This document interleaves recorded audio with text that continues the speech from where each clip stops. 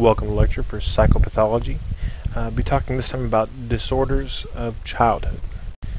So the first question we'll address is one that people often raise is, do kids really even exhibit psychopathology? Some people say, well, isn't that an adult thing? Aren't kids just being kids and they're growing and changing? And there's some validity to that. Yeah, kids are very dynamic, in many ways more dynamic than adults.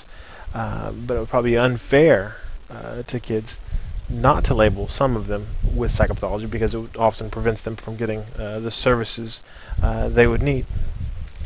Most people do recognize that there are emotional and behavioral problems common to childhood, throughout the stages, and not all of these problems are psychopathology. Right? There are several normative common difficulties. You've got your normative typical fears in childhood. Fear of the dark, maybe fear of animals, certain dogs. Separation anxiety that peaks in toddlers. Identity confusion during adolescence, and moodiness.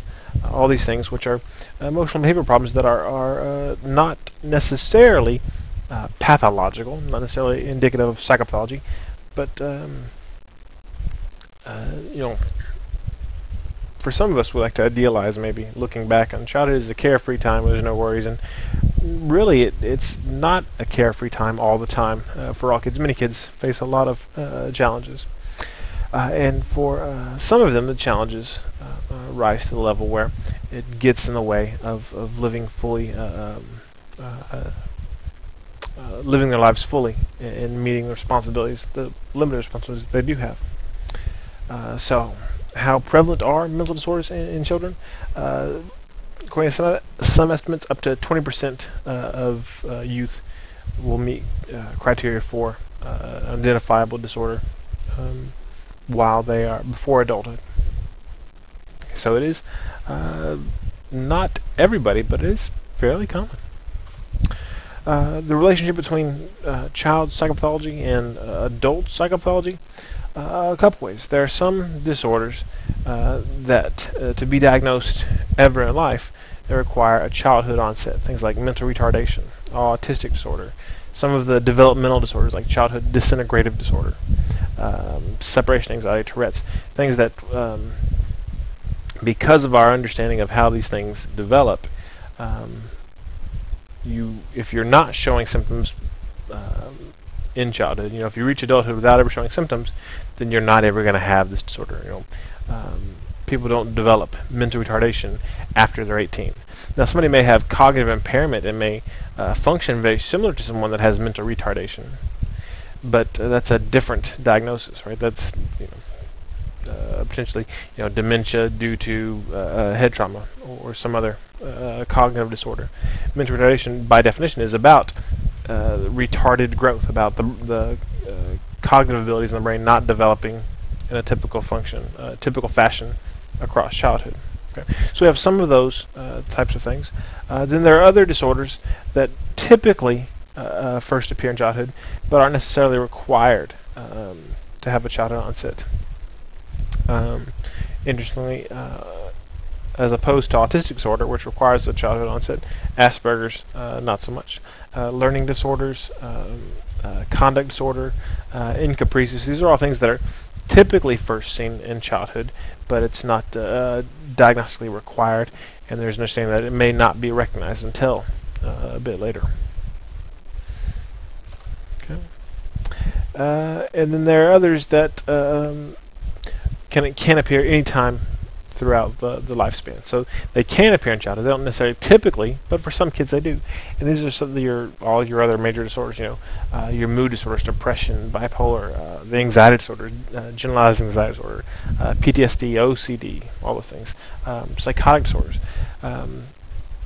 Most psychotic disorders are rare in childhood. The typical onset of a psychotic break is in the early 20s, but it certainly does happen. There are these rare cases of children being diagnosed with schizophrenia as young as 5, 6 years old. Even things like substance use disorders. And for many of these disorders that we'll discuss in later chapters, there are slight alterations in the diagnostic criteria whenever it's a child compared to an adult, because sometimes what we think of as being the same disorder manifests differently, looks different in a child or adolescent than it looks in an adult. For example, for a major depressive episode, which you have in mood disorders, if it's an adolescent or a child, instead of the requirement for a sad mood, if they have an irritable mood, that can meet the same criteria, whereas an adult has to have that sad mood or anhedonia. Things like in PTSD, they can reenact the trauma by playing with toys. If they were in a car crash, they're crashing toys together. Doing that as an adult doesn't get you criteria for PTSD, but as a child it does. So sometimes the rules are a little bit different, but for many things they're not major differences. The criteria are generally the same for adults as they are for children, for a lot of those what we think of as the typical Axis 1 disorders. And then there are some diagnoses that can't be diagnosed in childhood. Actually, I say some, really it's only one specifically. That would be antisocial personality disorder. By definition, you have to be 18, with usually the understanding being that somebody who is going to develop antisocial personality disorder as an adult is going to have conduct disorder as an adolescent, and probably oppositional defiant disorder before that. And then there's some other disorders that are just really rare in childhood. Most of the other personality disorders you can diagnose an adolescent with personality disorder.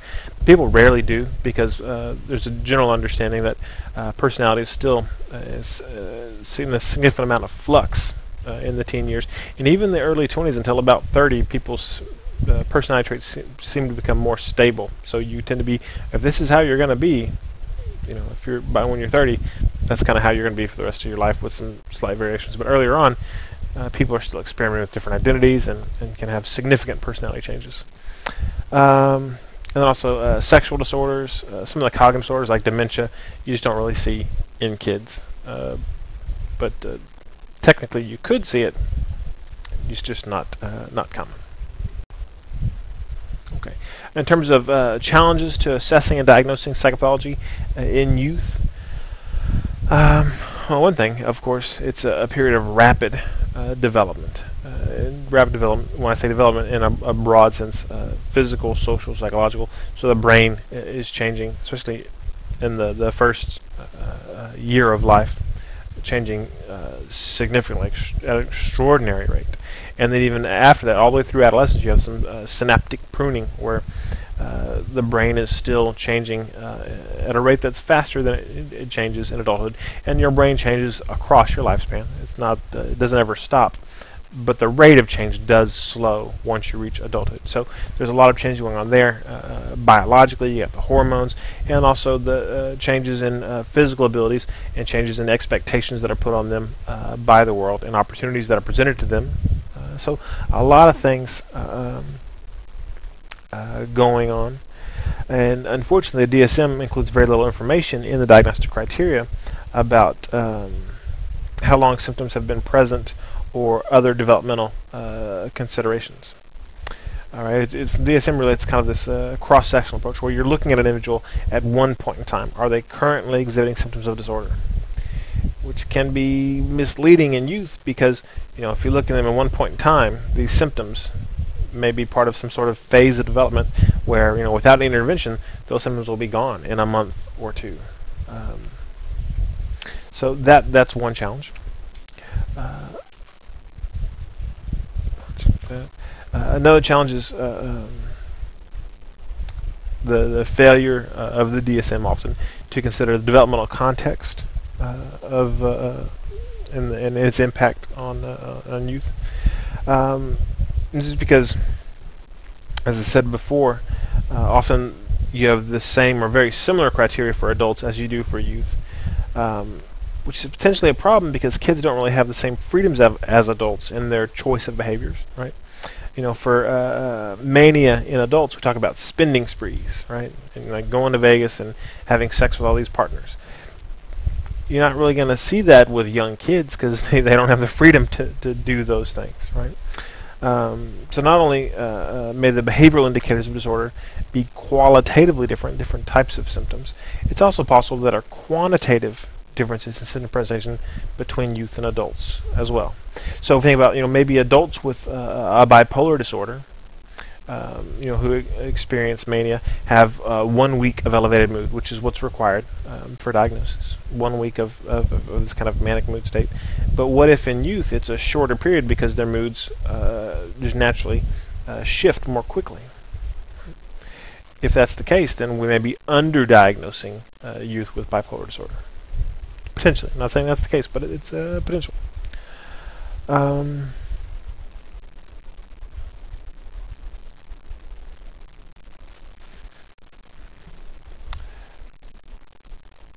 It's important to consider the developmental context, because some things that might look like pathology in an adult are really developmentally appropriate in a child, right? So like being afraid of the dark. If an adult is afraid of the dark, probably going to call that a phobia, right? If a child's afraid of the dark, it's normative, and we expect it to go away when they get older, right?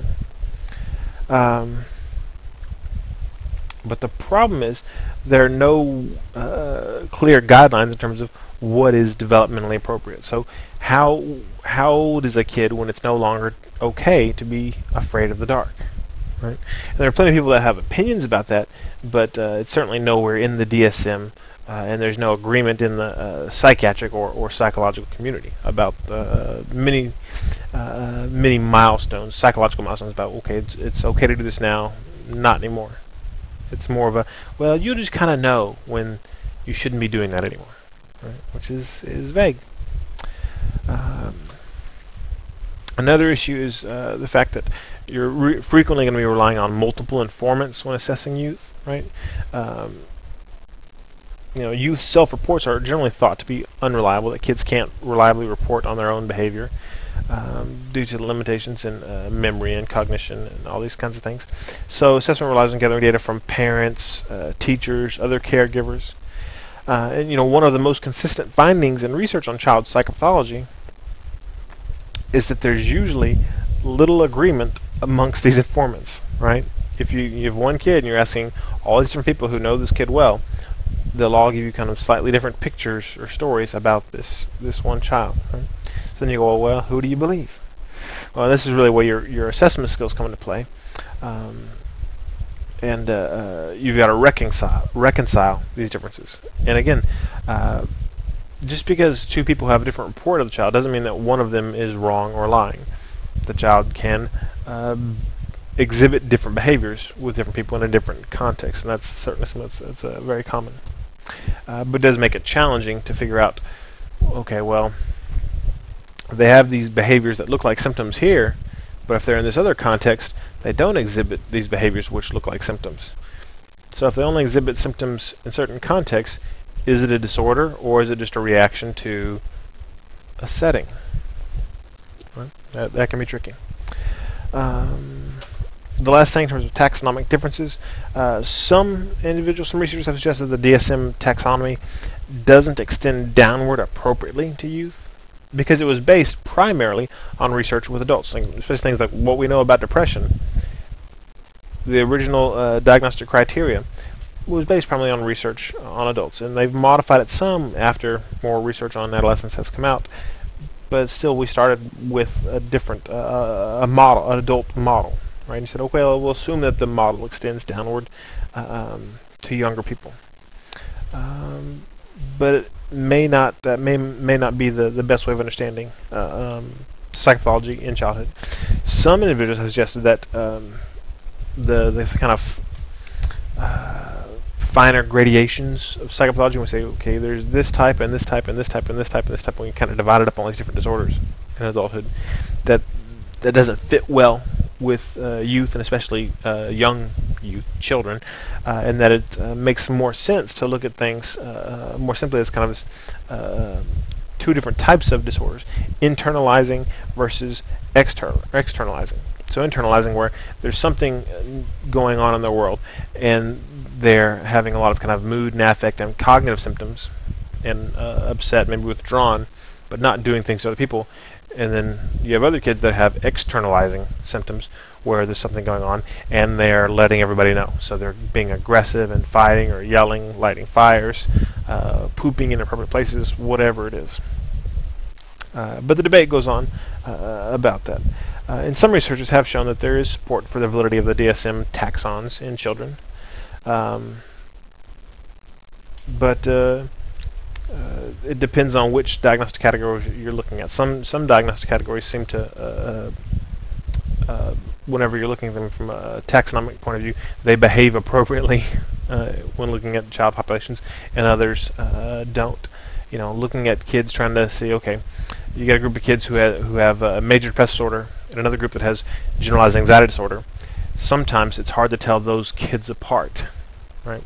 And when you can't tell two groups apart, then the taxons, the groups aren't, the way you think about groups don't fit, aren't acting appropriately.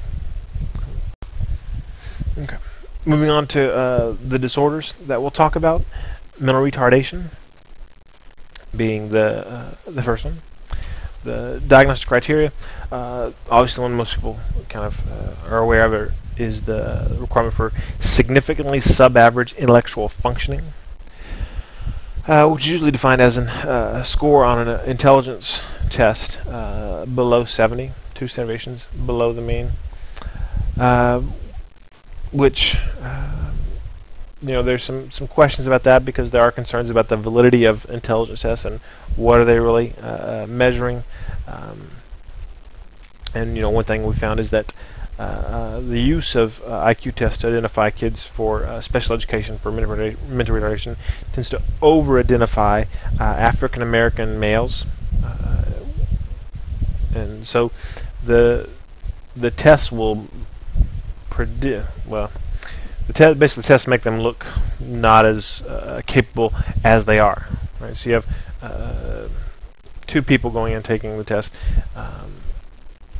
and an African American male and a European American male, and both score at a 69 on the IQ test. The African American male actually will be higher functioning, so the test is under predicting his intelligence, right? And that's why in California they're not using IQ tests anymore for that purpose, because it ended up being a discriminative practice. So there are concerns about measuring intelligence, and so therefore concerns about diagnosing mental retardation. But it's important to realize that that's not the only criteria. It's just the one thing most people often think about. The other big part of it is you also have to have these concurrent deficits or impairments in adaptive functioning in at least 2 areas, usually more. It's like communication, daily living skills, you know, being able to take care of yourself, socialization, and even potentially motor skills. But interestingly, the way that this diagnosis is set up, because it requires these skilled deficits.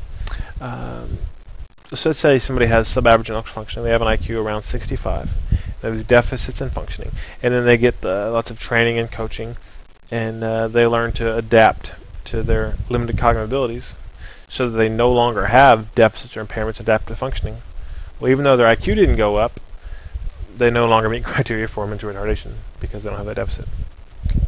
As I said before, MR is one of the things that you have to have the onset before age 18, because the idea is that, again, it is retarded development. The development didn't go on the track or at the rate you would typically expect. It was slower. That's what retarded means, just slowed, not on track. Right? And then the degree of severity for mental retardation, which you add as a specifier, is based on IQ, going from mild to moderate to severe to profound, with most people who are diagnosed with mental retardation being in the mild range, IQ of 50, 55 to 70. On average, you're talking about someone who's going to be performing at kind of a 6th grade level academically. Many individuals who have mild mental retardation live independently, work, support themselves. And people who have moderate mental retardation are at kind of a second grade academic level, and they usually require some supervised living. And then severe and profound, we're looking at severe pre-K academically. They have some self-care skills, but not much beyond that. And then people with profound mental retardation often have multiple disabilities and are going to be needing full-time care and won't be able to live on their own. In terms of etiology, what causes mental retardation? For 75% of the cases, it's unknown or presumed to be what they call cultural familial retardation, right? Which basically says there's some combination of probably low IQ parents, right? Because we know intelligence has a strong hereditary genetic component, right? So the parents may not be MR, may not have mental retardation themselves, but they may just be kind of low functioning, have 75, 80 IQ, something like that. So you have kind of a combination of low IQ parents and then little cognitive stimulation in their environment when they're growing up. So their potential is already kind of low, and then they didn't reach, maybe their potential was to have an IQ of around 80, maybe 85, but not enough stimulation. Their brain didn't develop enough, and their IQ ends up being sub-average. Okay. So in most cases, there's clearly no cause. Oh, here's why. Right?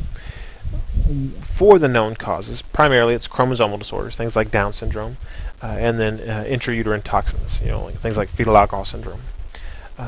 Other things that have been linked, maltreatment and deprivation, inherited disorders like PKU, and not so much anymore, but years ago, infectious diseases like rubella, which cause mental retardation via brain damage. Okay, moving on to the learning disorders. There are a couple of them. In general, they're defined as academic functioning that's substantially below that which is expected, given the person's chronological age, measured intelligence, and age-appropriate education. So somebody that's they've had an opportunity to go to school, but they're not at grade level. They're doing well below their grade level, even though they're old enough to do that stuff, and they seem to have the measured intelligence enough to do that kind of stuff. The disorders, the learning disorders that you can be diagnosed with in the DSM, reading disorder, often generically referred to as dyslexia, although people often think, oh, dyslexia, so they're reversing letters. Not everybody with a reading disorder reverses letters or patterns. All it means is there's a problem with reading, with decoding words. Right? Mathematics disorder, sometimes referred to as dyscalculia, disorders of written expression, or learning disorder not otherwise specified, where it doesn't fall clearly into just reading, just math, or just written expression.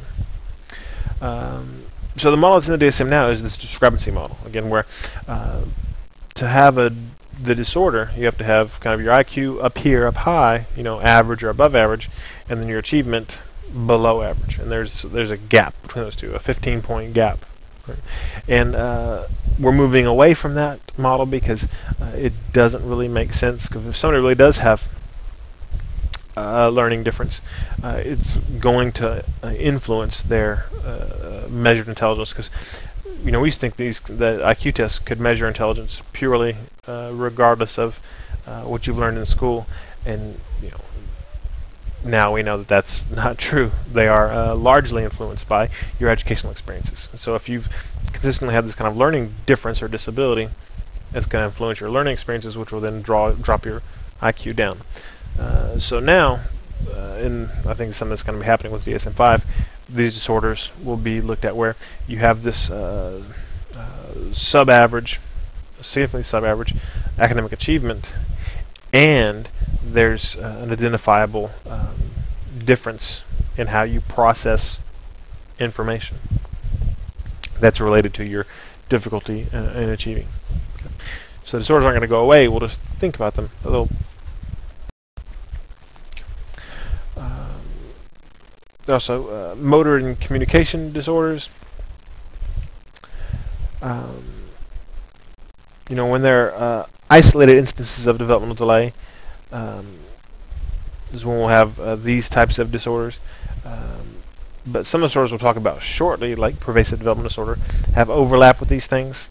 But when you talk about kind of the big developmental disorders, pervasive developmental disorder, if you diagnose the big one, the kind of overarching one, you don't also diagnose these little ones. So big disorder trumps little disorder, which is something we'll see kind of throughout the DSM. In terms of motor skill disorders, it generally involves things like a developmental coordination disorder, where there's marked impairment in the development of motor coordination.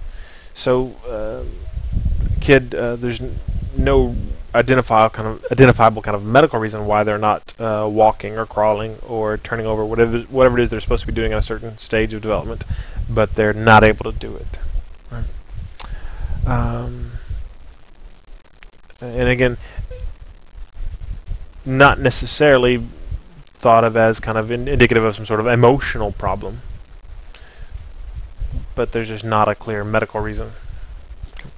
Communication disorders, several, expressive language disorder, whenever the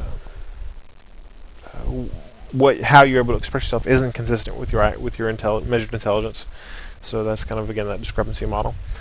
Mixed receptive expressive language disorder. So it's going below average, below what you'd be expected on both how you're expressing yourself and what you can understand. Phonological disorder, which is a failure to use developmentally expected speech sounds that are appropriate for the individual's age and dialect. So if a kid, when they're supposed to be babbling, they're not yet babbling, might be phonological disorder. Or if they can't make a t sound, there's certain phonemes that they can't produce, be a phonological disorder. Stuttering is in the DSM, disturbance in the normal fluency and time patterning of speech.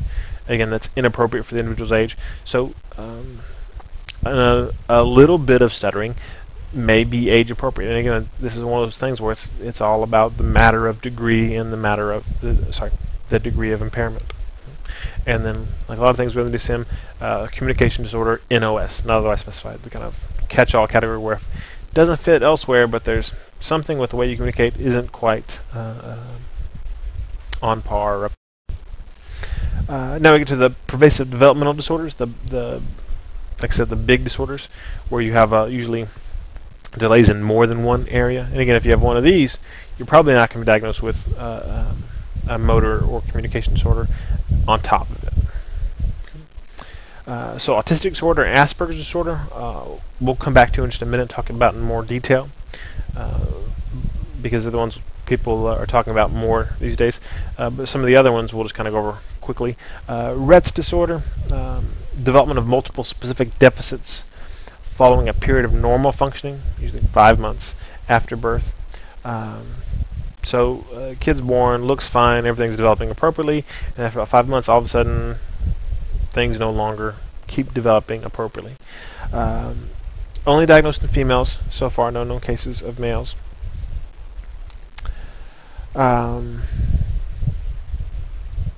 unique symptoms include head growth deceleration, and this doesn't mean their head shrinks. It just means, when you see babies, their heads grow as they get older, and it's at a kind of a predictable rate of growth, predictable rate of head growth. And these girls, their heads keep growing, but they don't grow as fast as they should. So that's what head growth deceleration means. Loss of purposeful hand skills, so not able to grab things and hold them, just kind of flapping of the hands, and in general impaired coordination. So you're thinking something kind of neurological in the motor center probably going on here. It's typically diagnosed in the first year or two of life, and unfortunately things just get progressively worse, and at this time the etiology of the cause is unknown. Childhood disintegrative disorder is similar in terms of just kind of normal development at first, but in this case it's a bit longer, 2 years of apparently normal development, and then marked regression in multiple areas of functioning. Again, this is something that's kind of like Rett's, is pretty rare. Slightly more common in boys than girls, but happens in both. and again, also unknown etiology in most cases. Okay, and then pervasive developmental disorder not otherwise specified is again a kind of a catch-all category that I think a lot of kids that probably now are being diagnosed with autistic disorder or Asperger's disorder used to get that PDD NOS diagnosis because they didn't quite look autistic. They were somewhere on the spectrum. They weren't sure what to do with them, so they would just label them PDD NOS, which means that, okay, you're not developing appropriately in a lot of ways, and we're not sure why, which makes it a fairly useless diagnosis because it's, the whole we're not sure why. If we're not sure why, we don't really know what to do to help you. Okay, coming back to autistic disorder. In terms of the criteria, the symptoms, 6 or more symptoms, 2 of which are related to qualitative impairment in social interaction. Right, so there's things like not using nonverbal behaviors to regulate social interaction. So most of us use nonverbal behaviors to regulate social interaction. So if somebody's talking to you and you're bored with what they're saying, kind of look away. That's giving them a nonverbal cue that I'm done with that, right? Or if somebody's telling you something and you want them to say more, you lean in, right? You're not saying things, but using your nonverbals to give them clues about what to do, and that helps regulate a social interaction. Right? So these kids not doing that or not doing it near as much. Another symptom under this section would be failure to develop appropriate peer relationships, and this isn't diagnosed isn't counted as a symptom until after toddlerhood, because you don't expect toddlers to really have many peer relationships. They just kind of parallel play, don't really have buddies. Lack of spontaneous seeking to share experiences with others. This is where a lot of times little kids will, 2-year-old will bring, hey, look at this, look what I found, look what I did. And kids with autism, not so much going to bring you things or point things to look at. It's a lack of shared attention where hey, I'm looking at this, I want you to look at it too, we're going to look at it together. That's kind of what's part of typical childhood, not so much with kids with autism. And then the last part under that impaired social interaction would be a lack of social or emotional reciprocity. So when you say hi, they won't automatically say hi back. Not as likely to play peekaboo, right? Or that mirroring of emotion. They don't pick up on that. Some kids even say, "Oh, I'm so sad." They'll kind of make a sad face too, and they'll mirror your emotions. Because with autism, not gonna do that because they're not really, well, we're not sure why, but possibly they're not processing information in the same way. Well, at least one of the symptoms is related to a qualitative impairment in communication. Right? And this is one of the places where autistic disorder is distinguished from Asperger's. In Asperger's, you don't have an impairment in communication. But for autistic disorder, you do. So it's a delay or total lack of the development of spoken or signed language. If there is adequate speech, there's an impaired ability to initiate or sustain conversation. So typically, they have a language delay. They don't learn to speak when they should, at a development appropriate rate. Even when they have words, they don't use it to start conversations.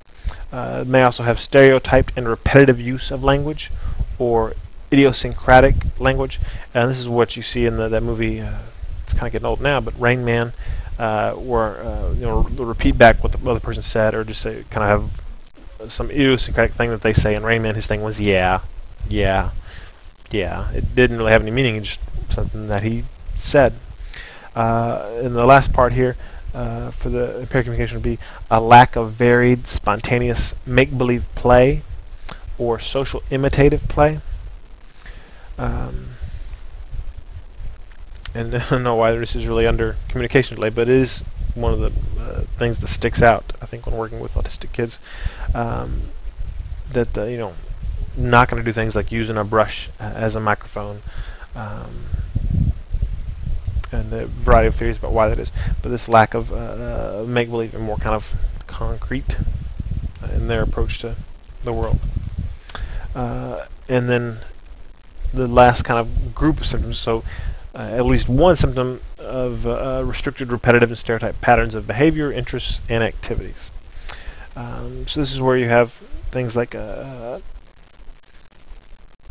preoccupation with stereotyped or restricted patterns of interest, or abnormal in focus or intensity.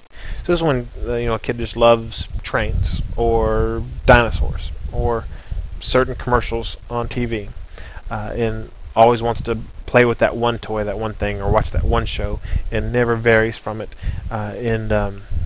This is why sometimes you get people, I think, thinking that people with autism are these kind of savants that have this superior ability to amass knowledge, because often they'll know a great deal and have an incredible depth of knowledge on one particular topic.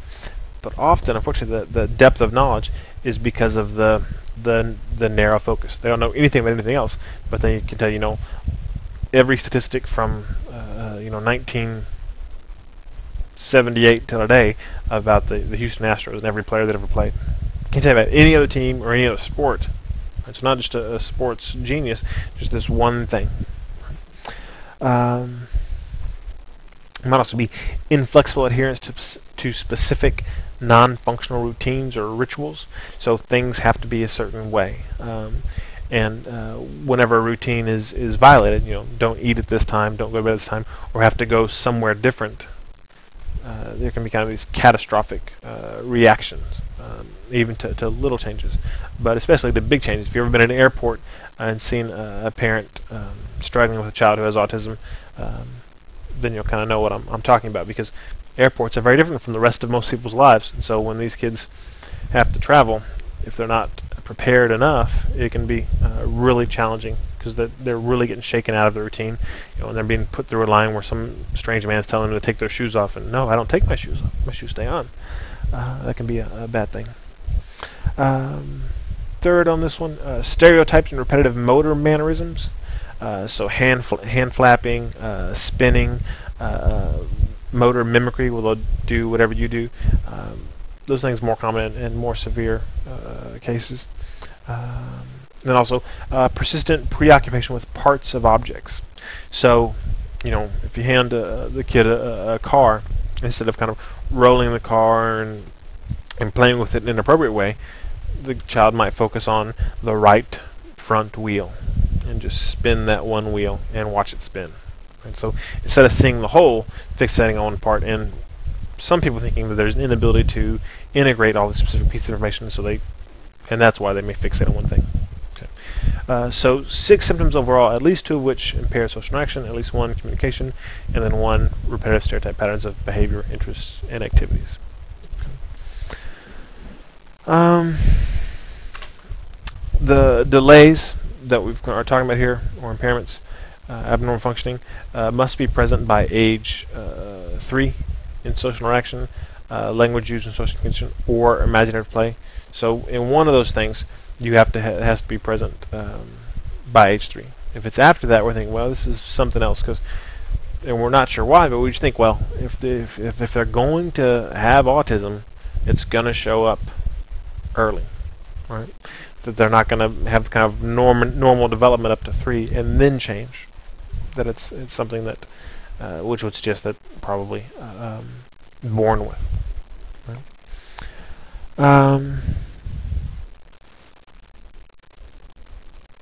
Okay. And then the other criteria is that you don't meet criteria for Rett's or childhood disintegrative disorder, because those are their own separate things, even though the kids may look very, very similar. And kids that meet criteria for autistic disorder also commonly are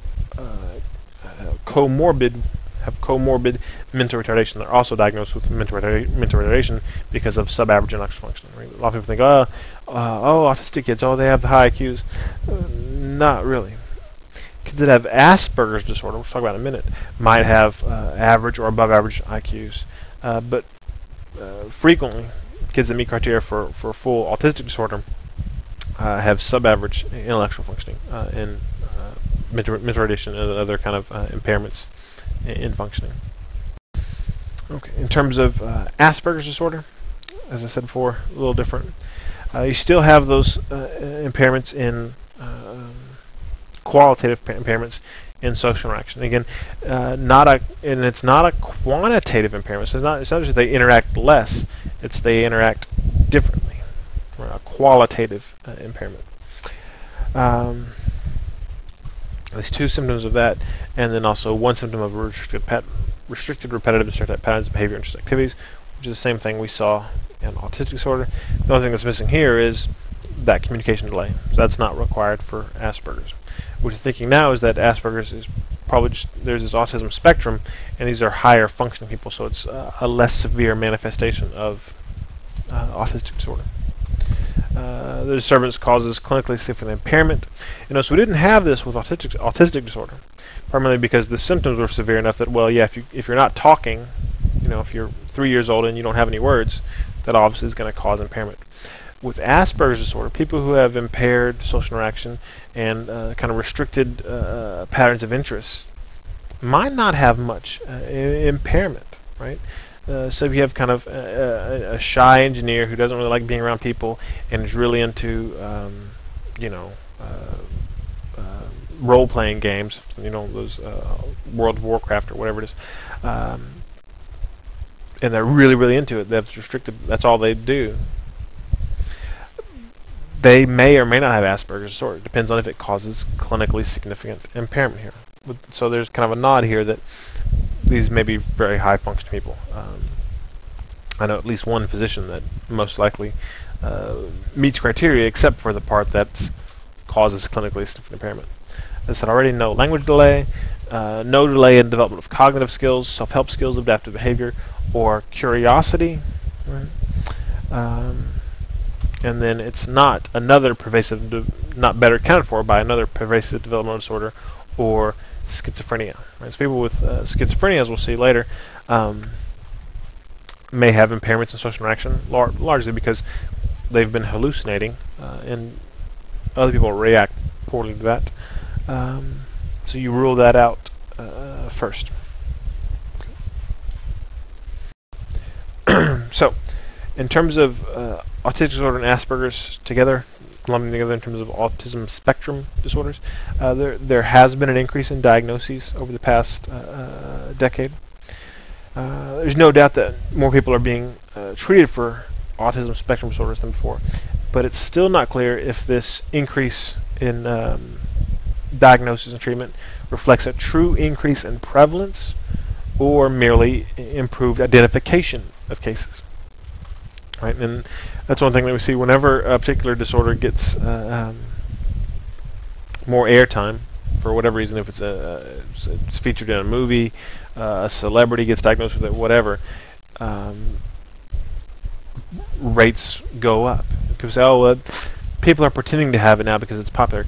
Not necessarily. Some people may, there may be some mistaken diagnoses, but there are probably a lot more cases of kids that have autism spectrum disorders that have gone undiagnosed, but now that kind of publicity has raised the awareness, there's more screening going on, so there's being more diagnosis. But there's no way to know what the truth is in terms of which is more, which plays a bigger role. Is it just more awareness, or are some people being incorrectly diagnosed? Or third, is there something different about kids now than before, where there really are more of them than there were before? In terms of the mechanism, what's going on with these individuals, not necessarily why did they get to be this way, but how are they different? They seem to be processing information different than most what we call neurotypical individuals. And there's some different ideas about what it is that's different. One theory is the impaired theory of mind, right? And this talks about how they have a difficulty understanding that others have different perspective, thoughts, or feelings from themselves. The classic kind of lab test where you kind of identify theory of mind and this is interesting too, that 2-year-olds don't have a well-developed theory of mind. It's around age 4 that you start to be able to take other people's perspectives. Right? So they show kids this picture of a kid who leaves a toy in a room. And they show the next picture where Sally comes in and hides the toy in a drawer. Sally leaves. And the first kid comes back in. Where will this child look for the toy? And if they don't have a well-developed theory of mind, if they're not able to take the perspective of others, they'll say, oh, they'll look in the drawer. Right? They'll assume that the kid knows where it is because they know where it is. So if I know, they know. Right? They don't have the ability to think, oh, this kid doesn't know that it's in the drawer because Sally hid it there. Right? And around age 4, most kids are able to say, oh, yeah, they'll look on the table where they left it. Kids with autism spectrum disorders, not able to do that until a bit later, which is one of the pieces of evidence used for this kind of impaired theory of mind explanation. Another explanation is the weak central coherence theory. And this is trying to account for the fact that people with autism seem to pay more attention to detail and may have a failure to integrate information into wholes. Right? So if you track eye movements when somebody's looking at a face, somebody without autism is looking from mouth to eyes to nose to mouth and checking several points in the face when someone's talking to them, repeatedly going in this kind of pattern, pulling all this information. If you track the eye movements of somebody with an autism spectrum disorder, they're not looking as many places, and it's not in the same kind of pattern as somebody without autism. And they'll often fixate on one part of the face. So the idea being that there's some difficulty integrating information, and that's why they focus on one thing. And if you can't integrate all the information you're getting in the world, that's really going to make it hard to interact with the people, and that's why you get that social impairment. Another thing that's been brought up are sensory integration problems.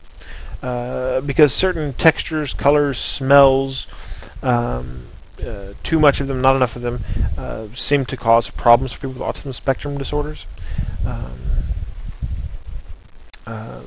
Temple Grandin is a well-known speaker who has autism or Asperger's disorder. I'm not sure which one she's diagnosed with, who talks about her experiences. And one thing she talks about is that being hugged is overwhelming her because the physical sensation is too much to process. So maybe there's something there too.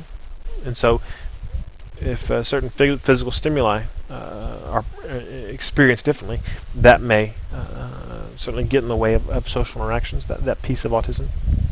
And then another take on it, and one that I heard a young man talk about who was diagnosed with Asperger's disorder, and the way he understood his experiences is that it was largely related to anxiety, and that some of the symptoms and impairment associated with ASD can be traced to the experience of anxiety that results from whatever processing difference they have. Right? So if it's the impaired theory of mind, weak central coherence, sensory integration, but somehow the world doesn't make as much sense, and then that leads to anxiety because the world isn't predictable. Right? You don't know what's going to happen because you can't make sense of the world the way it is, and that again kind of goes along with the preference for routines and orders, and the reactions you see whenever routine is violated, where some people can get very upset. People with a spectrum disorder. Okay, in terms of etiology, we don't know. But it's not because of, at one time, thought to be, cold, distant parents create autistic kids. Not the case. If you meet parents who have autistic children, often they're some of the warmest, most caring, patient people.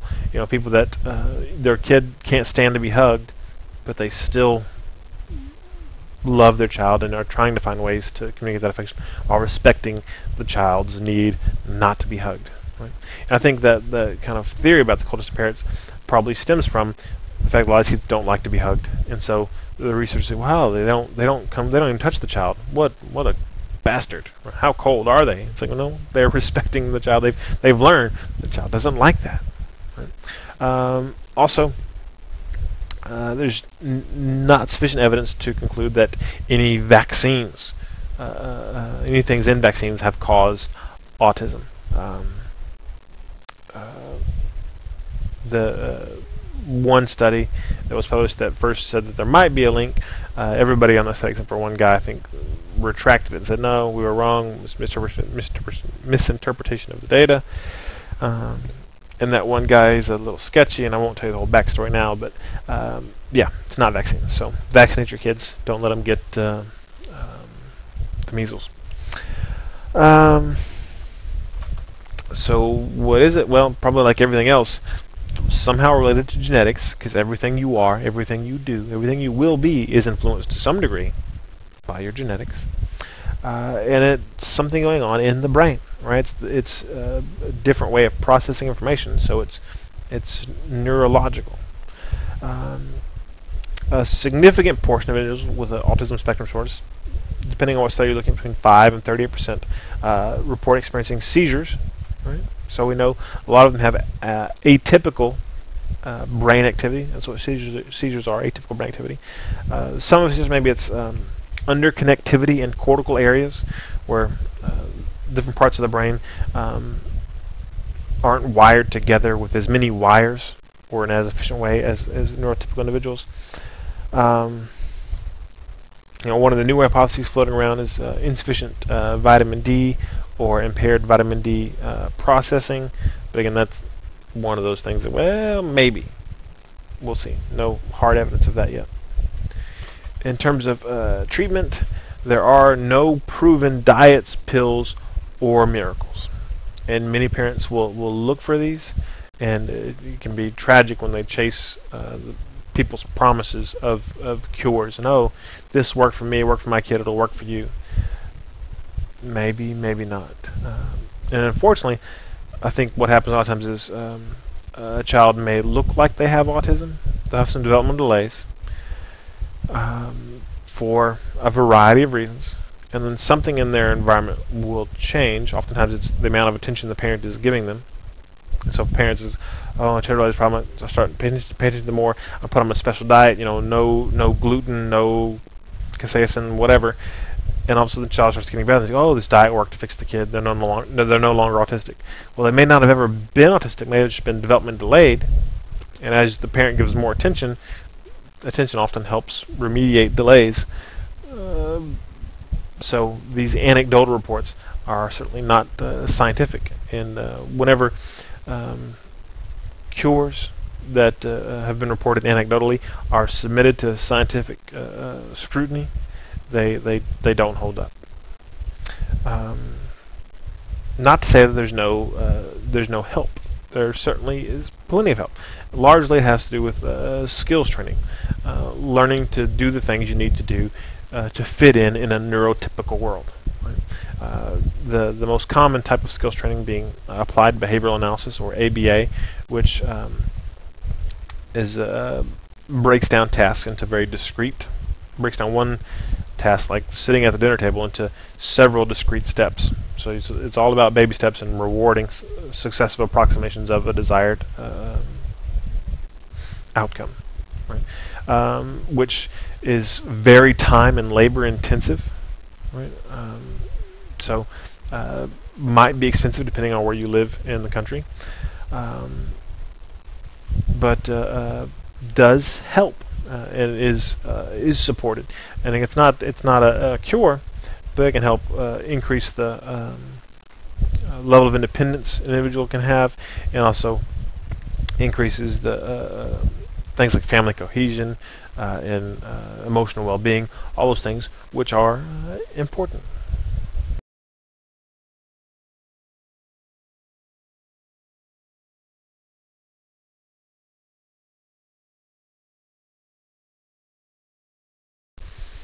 Okay, looking at attention deficit and disruptive behavior disorders. We'll kind of just give you an overview of them. Attention deficit hyperactivity disorder, which is ADHD, right? ODD, or oppositional defiant disorder, which is recurrent pattern of negativistic, defiant, disobedient, hostile behavior toward authorities. conduct disorder, where you have a repetitive and persistent pattern of behavior in which the basic rights of others or major age-appropriate societal norms or rules are violated, so you're a bad kid. And then, of course, the catch-all category of disruptive behavior disorder, not otherwise specified. Okay. So let's look at ADHD, attention deficit hyperactivity disorder. So, well, hey, what's the difference between ADD and ADHD? The difference is ADD is what we used to call it, right? Attention deficit disorder is what it was called in the DSM-3 and 3R. They changed the name to attention deficit hyperactivity disorder to give more prominence to the hyperactive symptoms. But as we'll see in a minute, you not necessarily have a lot of hyperactive symptoms. But we'll talk about that in a minute. So, criteria, either 1 or 2. 1, 6 or more symptoms of inattention for at least 6 months that are maladaptive and inconsistent with developmental level. Okay. So, can't pay attention. And not just for a week or 2 weeks or a month. It's for a significant portion of a child's life, especially 6 months. So that's a while. And not being able to pay attention in such a way that it's causing problems in your life. Right, so it's maladaptive. And this last part's important. Inconsistent with developmental level. So that means that they can't pay attention to the degree that you would expect them to be able to pay attention. With again, the thing being that assuming your expectations are reasonable. If you expect a 2-year-old to sit through one of my lectures, that would not be developmentally appropriate, right? You know, a kid who's a 2-year-old who is inattentive during one of my lectures is completely consistent with his or her developmental level. Right? So it has to be inconsistent with what they should be able to do. And as I said before, there aren't clear rules on what kids should be able to do, which makes this a little gray. But the symptoms of inattention are things like makes careless mistakes in their homework, difficulty sustaining attention in tasks, doesn't follow through on instructions, difficulty organizing tasks. And I think one of the things that people get confused about with ADHD is, see, well, that kid can pay attention when they play video games. Therefore, they can't have ADHD. It's like, no, not necessarily. Because attention is not just ability to pay attention, it's ability to focus attention. And when you're playing a video game with lots of flashing lights and sounds and fast-paced action, it's not hard to pay attention. It doesn't take much effort to focus your attention. Watching most any television show these days doesn't take much to pay attention. Right? There are a few cognitive demands made on you in terms of sustaining attention. Right? Now you go back and watch a show from a long time ago, or watch a play. Right? Well, you've got to pay attention for longer. There are longer gaps between big things happening, things blowing up. Right? And so doing homework, doing kind of boring things, requires more attention. Right? So kids with ADHD, it's not that they can't pay attention to anything, it's just things that require more effortful attention, they're going to have more difficulty with. Okay. So, or they could have 2 instead of 1, or you can have both. 6 or more symptoms of hyperactivity or impulsivity, for at least 6 months, again, that are maladaptive and inconsistent with developmental level. So these are things like squirms in seat, leaves the seat in classroom, has difficulty playing quietly, talks excessively, blurts out answers, can't wait their turn, interrupts others. So any combination of kind of hyperactive symptoms and impulsive symptoms can fit into here. Some symptoms have to be present and have caused impairment before age 7 years. Okay. Again, the thinking being that this is something about the way your brain is wired, that you're kind of born this way, and so you're not going to develop ADHD in college or as an adult. Now, some people may not be diagnosed until adulthood. Right? Doesn't mean that they didn't have the symptoms. and maybe even cause some impairment before 7. Maybe it just wasn't, they didn't have a lot of symptoms. Maybe the impairment wasn't too bad. Maybe there wasn't a lot of demand on their attention. Maybe they were an excellent athlete in school, and they weren't required to sit still or do really well. And they get to a certain point in their life where, okay, now when I'm at this job, I have to, look for these details and really focus, and I'm really having a hard time doing it. Right? And that's, I think, sometimes why you see people first being diagnosed in adulthood, but much more common for it to show up earlier, because again, in the U.S., our schooling system does require kids to probably pay attention and sit still more than is probably developmentally appropriate for a lot of kids. Some impairment from symptoms in 2 or more settings, right? So it can't just be at school. So a kid that can't sit still at school, is always out of the seat, but can go to a worship service of some sort and sit still for 2 hours listening to other people talking. That's probably not ADHD. That's probably a poor fit with the school. Right? So we look for impairment in at least 2 settings to help rule out to help locate the pathology. The pathology resides in the child and not in the setting. And then it also must cause clinically significant impairment in social, academic, or occupational functioning. And what does it mean to be clinically significant? It means that you as a clinician say it's significant. Right? So this is where your power rests in the DSM. It's not necessarily do they have the symptoms. They say, okay, well, do you think it's bad enough? And that's one of the criteria. You have to say, yeah, this is clinically significant. It's causing enough problems that I think it's bad. It's not that their parents think it's bad. It's not even do the teachers think it's bad. It's do you as the clinician. You have the responsibility to make that determination. Right? And that's in many, many disorders, this kind of phrase, clinically significant impairment. And then the last kind of roulette thing, the symptoms don't occur only in the course of a pervasive developmental or psychotic disorder and aren't better accounted for by another Axis 1 disorder. Right? So if a kid's not paying attention because they're severely depressed, and when the depression gets better, they can pay attention again, it's not ADHD, right? It's depression. Not that you can't have both, often do.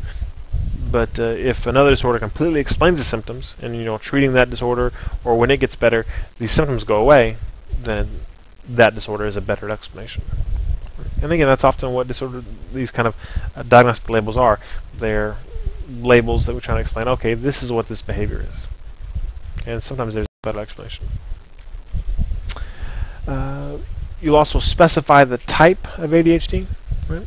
So it can be either combined type, predominantly inattentive type, or predominantly hyperactive impulsive type. Which is pretty straightforward. Combined type, you have 6 symptoms of that 1 and the 2. Predominantly inattentive, you have 6 of the 1. Predominantly hyperactive, you have 6 of the 2. Most often it's combined type, and when it's not, it's rare to have only inattentive symptoms and no hyperactive impulsive, or only hyperactive impulsive and no inattentive. That you just don't see that. Usually it's a mix of the both. Sometimes one group of symptoms is more prominent than the other. In terms of gender differences, gender patterns, definitely diagnosed much more frequently in boys than girls. Why? Well, maybe biological. There are some significant biological differences between boys and girls. But part of it also may be that people tolerate symptoms more in girls. The kind of acting out behaviors. Whereas a boy who can't pay attention is out of their seat. Parents, teachers might come down on them more harshly. And the difference in rates of diagnosis in boys and girls, if we look at strictly the predominantly inattentive type, there's still more boys, but it's not nearly as big a difference. So again here, maybe the way it manifests in girls is more going to be along the lines of inattention, because they're socialized not to get out of their seat, not to be hyperactive, right? Which may be why they get more often diagnosed with internalizing disorders. They get more often diagnosed with some depression and anxiety, which raises the question, well, maybe the diagnostic threshold for girls should be lower. Maybe it shouldn't be 6 symptoms, of 1 or 2. Maybe it should be 4. Debatable. In terms of comorbidity, oppositional defiant disorder and conduct disorder, ADHD is a significant risk factor for both of these. Now think about why, because if we kind of remind you, oppositional defiant, you don't do what people tell you, authority. Conduct disorder, you're breaking rules or hurting people. Why would ADHD be a risk factor for that? Think about the pattern that could develop. If a kid that has ADHD, a parent teaches somebody, tells them what to do, and when that happens, maybe they didn't attend, and or they couldn't manage an impulse. So either they didn't hear them say, to do this thing, or they had an impulse they wanted to do something else and they did it anyway. Parent responds with anger, and then if the child feels like, wow, I couldn't help myself, there's some resentment that gets built up, right? Oh, they're angry at me and I'm angry at them, so they're going to yell at me some more. I'm going to be more angry, and oppositional behavior begins to build up. Right? Might be part of why we see some comorbidity there. Major depressive disorder, MDD, diagnosed 20 to 30% of individuals with ADHD. Why might that be? Well, again, think about if you're a kid and you're really have a hard time paying attention and really hyperactive, that can sometimes get in the way of social relationships, and it can lead to being excluded by peers. Wow, just settle down, dude. Jeez. And being shunned sometimes, which then could contribute to some depression. And then bipolar disorder, 10 to 20% of individuals with ADHD also meeting criteria for bipolar disorder. And there's probably some misdiagnosis going on too, in terms of both ways. Some kids that are ADHD being diagnosed bipolar, and some kids that are probably bipolar being diagnosed with ADHD. Because when a kid is frequently manic and has lots of energy, that can be hard to tell the difference between that and hyperactivity. Tic disorders. Now, ADHD isn't a risk factor for tic disorders.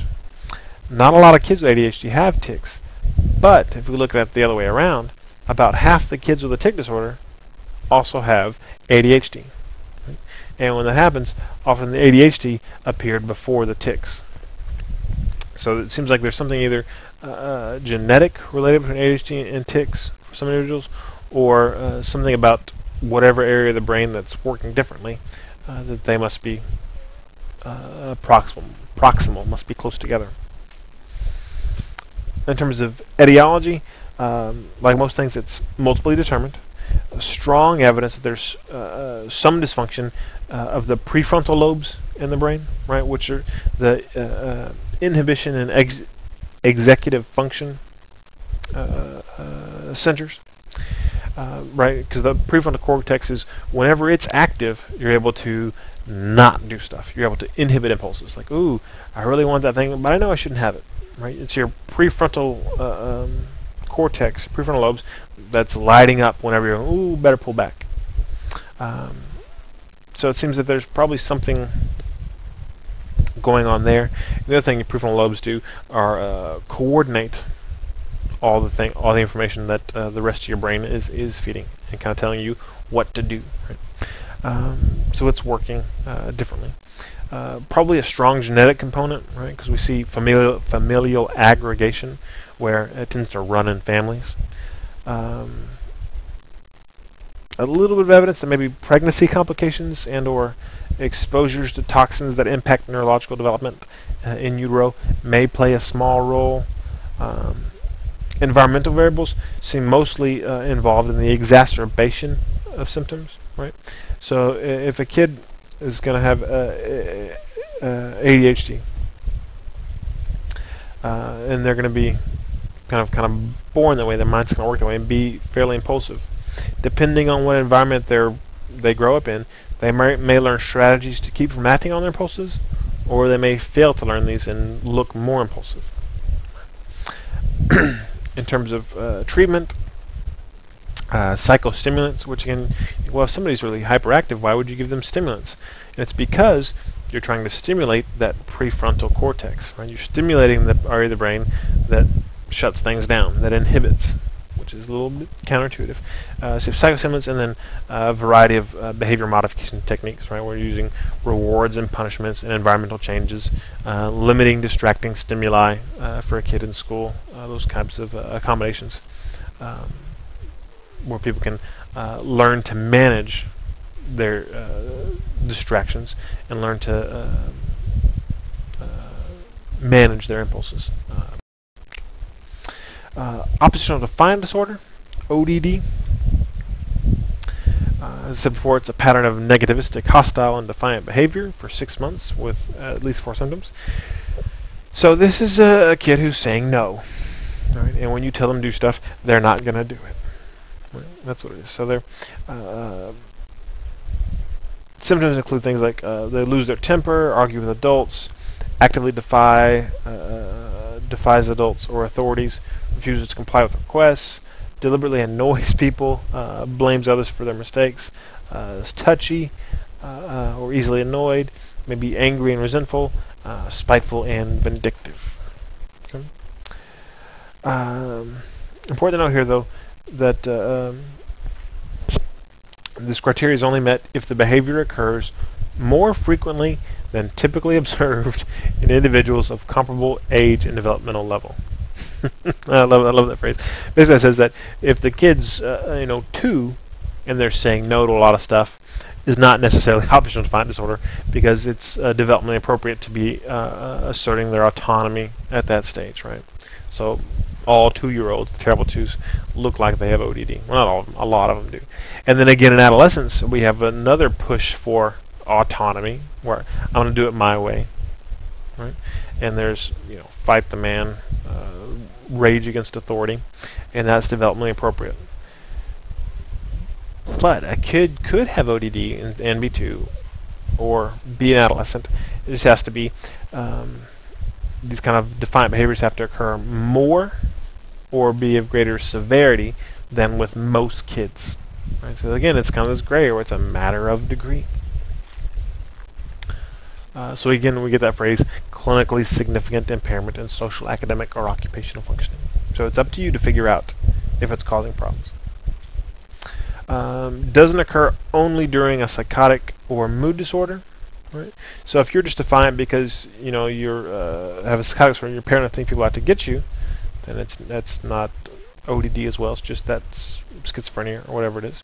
If you're only defiant when you're depressed or manic, and not defiant other than that, then again it's just in the course of that mood disorder. It's just a mood disorder. It's not ODD on top of that as well. Criteria are not met yet, however, for conduct disorder or antisocial personality disorder. Right, so both of those trump ODD. You don't get labeled both because they're kind of worse. So ODD is kind of like you're resisting authority. Conduct disorder, antisocial personality disorder. Well, not only are you saying screw authority, now you're really actively breaking rules and or hurting people, right? And we kind of see this progression where people that have antisocial personality disorder, if we go back in time, we'll find that they all had conduct disorder. And people that have conduct disorder, almost all of them will have had oppositional defiant disorder. However, not everybody that has ODD will go on to develop conduct disorder. And not everybody that has conduct disorder will go on to develop antisocial personality disorder. So they're related, but it's not a matter of, okay, you get this, okay, this is next, and this is going to happen. Okay.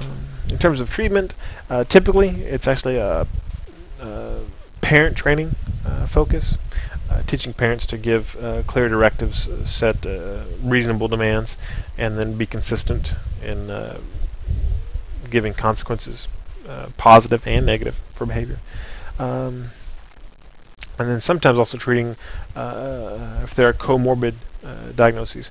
As I said before, ADHD puts kids at risk for ODD, and sometimes treating the ADHD, getting that under control, in conjunction with a little parent training, often helps resolve the defiance. Conduct disorder. So now it's kind of a little more serious than ODD. This is where the basic rights of others or major age-appropriate societal norms or rules are violated. Okay. So 3 symptoms in the past 12 months. So over the course of a year, 3 things happening, with at least 1 thing happening in the last 6 months. 6 months. So it could be aggression to people and animals. So bullies, threatens, intimidates others, starts fights, has used a weapon that can cause serious harm, physical cruelty to humans or animals, stealing with confrontation, so not sneaky stealing, but stealing with kind of assault or sexual assault, destruction of property, so fire setting, being the one most people think about, deceitfulness or theft, breaking and entering, lying to get stuff or to get out of stuff, or stealing without confrontation, a little different than under the aggression category. And then general serious violation of rules. Things like stays out all nights against parents' wishes. This is, again, however, beginning before age 13, because I guess they figure, well, once you're 14, yeah, it's okay to violate curfew. If you run away twice, not just once but twice, and if you're often truant from school, again, beginning before 13. So if a 16-year-old starts skipping school and breaking his or her curfew, doesn't qualify. Has to be starting before the age of 13. And again, your judgment call, it causes clinically significant impairment. And if the person is 18 years old, they don't meet criteria for antisocial personality disorder. So APD trumps conduct disorder, again, with antisocial personality disorder being a bit worse. So, but you can't be diagnosed with that until you're 18. So if you meet criteria for APD, but you're not 18 yet, you're probably going to get that conduct disorder label. But if you're 19 or 20, and you've got kind of this lifetime, going back a while, of violating the rights of others, but it doesn't rise to the level of antisocial personality disorder, it'll be conduct disorder. Most commonly, if you're an adult, it's going to look more like antisocial personality disorder. And then you'll also need to specify the onset, early onset or late onset, and the severity, to give a little more information about that.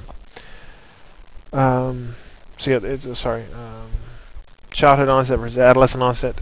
If it's childhood onset, so the earlier onset, thought to be a poor prognosis, and the severity is based on the number of problematic behaviors and their impact on others. So if you're stealing little things, it's not as bad as stealing big things or really, putting people in the hospital. You get a more severe specifier there. In terms of treatment, again, it's often a combination of parent training and behavior. Feeding and eating disorders of infancy or early childhood.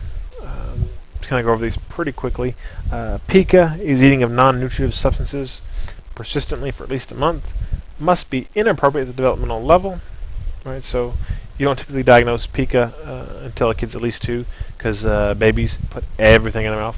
But you have a 2 or 3-year-old that's eating, paint chips or dirt, those types of things, persistently, not just once in a while, but persistently for a month, then it's probably pica.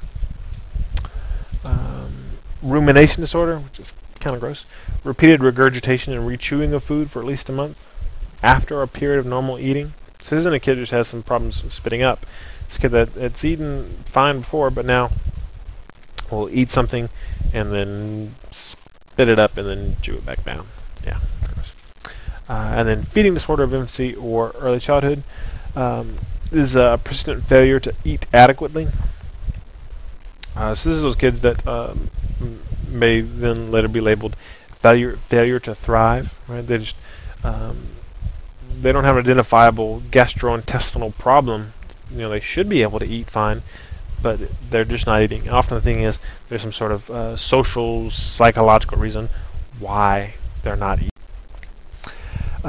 Tic disorders, which you've already alluded to earlier when talking about ADHD. Now we'll go back and kind of pick up on, well, what are they? So what is a tic? Well, a tic is a sudden, rapid, recurrent, non-rhythmic stereotype movement or vocalization. Right? So it can be a movement or a vocalization. And it's quick. It happens more than once, and it's not just singing or talking or communicative. Often doesn't really have a communicative purpose. Okay. People that have tic disorders experience tics, if untreated, multiple times per day, most days, and the expression of tics are exacerbated by stress and by lack of sleep. Onset for diagnosis of a tic disorder has to be before age of 18. It's one of those things that's kind of neurological, that it's going to show up in childhood. The one most people know about is Tourette's disorder, which is multiple motor tics, and then along with one or more vocal tics. Or you can be diagnosed with chronic motor tic disorder or chronic vocal tic disorder. So that's if you just have motor or just vocal, it's one of those. If you have both, it's Tourette's. Or transient tic disorder is somebody that has a vocal and or motor tic every day for at least a month, but less than a year. And it may be recurrent or a single episode. So they'll have them for a while, but then it stops, and then it maybe starts again. Right? Whereas somebody that has the chronic disorder or Tourette's, it's all the time, and it doesn't wax and wane as much. And of course, the catch-all disorder, tic disorder, not otherwise specified, to pick up on something that doesn't fit in the other categories. Lastly, just a couple of other disorders of childhood that we won't go into any kind of detail in. You won't see them too much, probably. The elimination disorders, encopresis and enuresis. Encopresis being the passage of feces in inappropriate places. So pooping where you're not supposed to poop. And this is, after you've been toilet trained, obviously. So babies who poop in their diaper, you don't get mad at them and say, hey, have you encopresis? This is a child that is old enough and should have mastered their bowels and is, pooping in their underwear or on the floor, sometimes smearing it on the wall, fecal smearing. Enuresis, same thing, urinating, so inappropriate passage of urine. Separation anxiety disorder, excessive anxiety concerning separation from the home or those to whom the person is attached, usually mom, has to last for at least a month and be developmentally inappropriate to be diagnosable, right? Because we know that separation anxiety typically peaks at 6 to 8 months and then persists or peaks again around 18 months and then declines by 2 years. So again, it's one of the things that, okay, after 2, if it's still really bad, might be a disorder. Other than that, it's normal. Right? So same behavior, just where it's at in the developmental timeline, whether or not it meets criteria for a disorder. Selective mutism is persistent failure to speak in specific social situations, despite speaking in other situations. So somebody who can talk just fine, but when they're around other people, especially non-family members, probably not going to talk. This is pretty rare. It may be an early manifestation of social phobia, which we'll see later. Reactive attachment disorder of infancy or early childhood. This is a markedly disturbed and developmentally inappropriate social relatedness in most contexts. Begins before age 5 and is associated with grossly pathological care. So this is somebody that's been abused, right? And they have reactive attachment disorder. So they don't relate to others the way that they should, and it's because something horrible has happened to them. Because either bad things have been done to them, or they've been neglected and left alone for too long. 2 different types: inhibited type or disinhibited. Inhibited, where they won't kind of talk to anybody or get close to anybody, and they're kind of seem to be afraid of people. or the disinhibited type, which I've seen more of, where you walk in a house and the kid runs up, jumps on you and says, "Can I go home with you?" They're not relating in an appropriate way.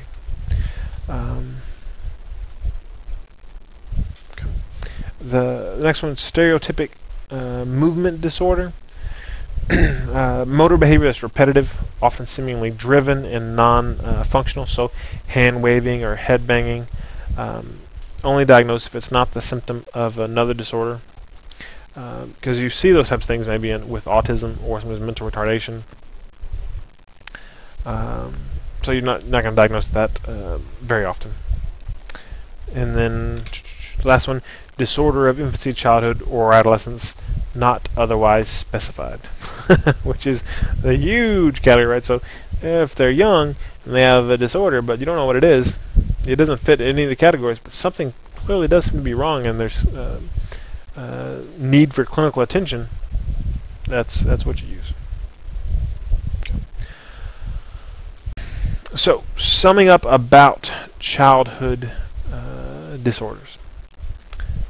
Some pathology is unique to infancy, childhood, and adolescence. Some pathology has similar manifestations across the lifespan, right? So you can be depressed as a child, depressed as an adolescent, and depressed as an adult, and through the different stages of adulthood. And the assessment and diagnosis of psychopathology in youth is uniquely challenging for all the variety of reasons we've talked about. And there are a lot of different ways that things can